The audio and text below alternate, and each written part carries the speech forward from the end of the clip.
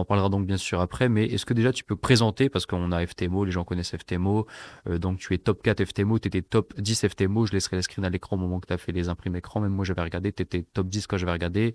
Darwinex, c'est plus simple que FTMO puisqu'on paye en fait un abonnement mensuel et il nous alloue un capital derrière.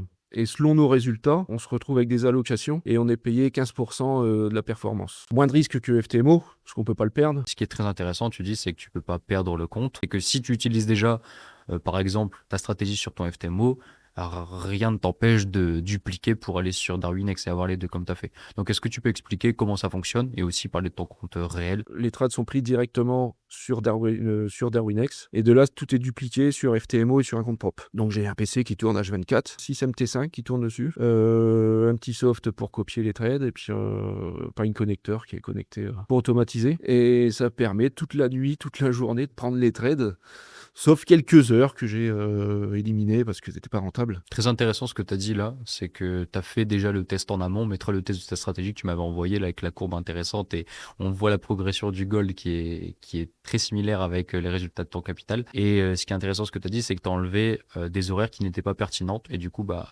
s'il y a quelque chose de pas pertinent dans une stratégie, autant l'enlever. Et on en parlera aussi bien sûr après, mais tu ne prends que des achats sur le gold. Et au vu de la courbe du gold, il n'est qu'intéressant de prendre que des achats sur le gold si tu veux, on va dire, maximiser tes chances de profit. Et même si tu rajouterais les ventes, tu pourrais potentiellement avoir du profit, mais est-ce qu'il n'y aurait pas plus de frais ou même de complications de transactions, quoi?